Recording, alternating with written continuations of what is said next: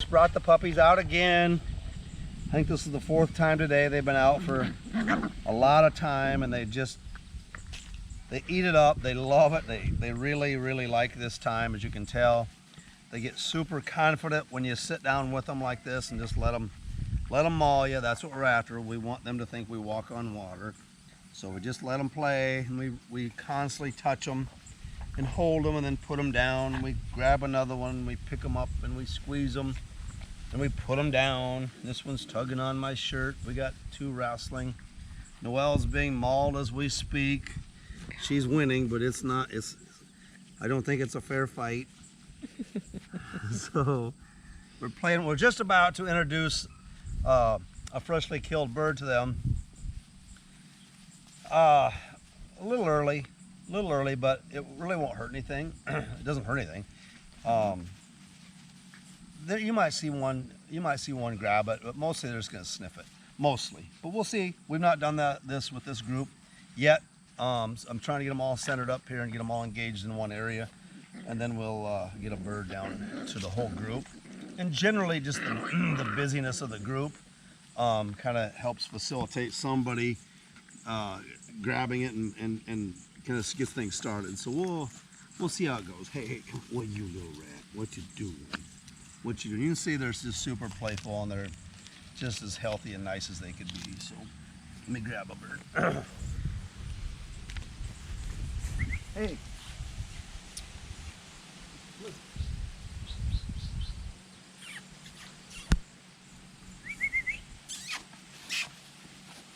Come on, guys. Come on.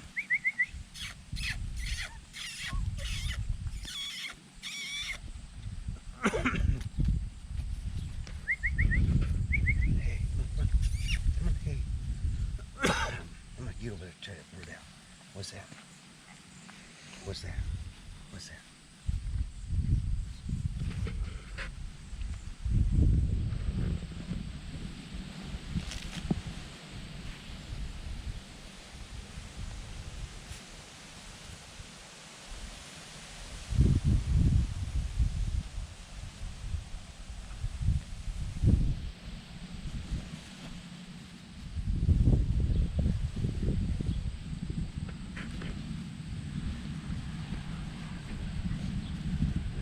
So I really like to do what you're seeing right here. If you take one puppy and do this, many times they wouldn't be quite as engaging. They'd look at it and then they would be kind of standoffish. But because of the group, they're really confident, because this is what they act like all the time around each other.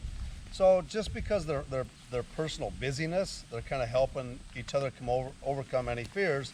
And so if you watch now, they're starting to become possessive and somebody's going to drag it off.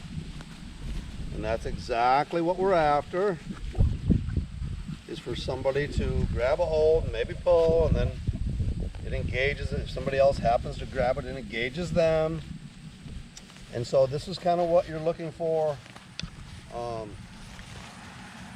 This is, like I said, a little early, but it generally doesn't hurt anything.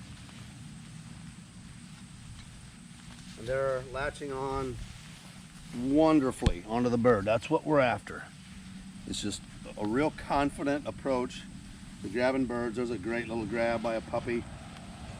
That's a 5-week-old puppy, basically trying to keep the bird away from his buddies. For a second, it's a chew toy. Okay, and that's fine. As you continue doing this, what happens is this is going to become something they're really going to engage in. And they get bolder and bolder. And so here you are with young puppies that are really confident and really engaging to your birds right off the bat. It makes it a lot easier as we get into training. Training is what I do, so all these little things matter to me. It makes it easier. It makes for better bird dogs.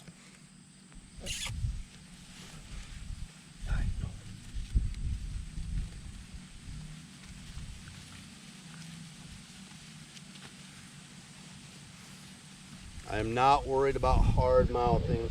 I'm not worried about chewing. None of that stuff matters at this point. This is simply an introduction to a bird. So if they do negative things and chewing on it, that is not necessarily going to equate to any kind of a pattern or problem as they later on develop.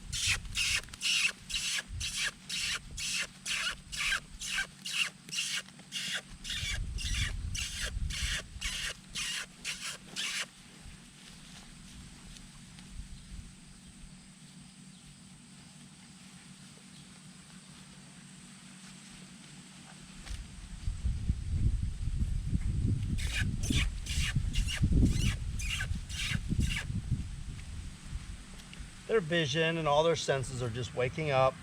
They're not great at this yet. And there's a great little grab. There's a great grab.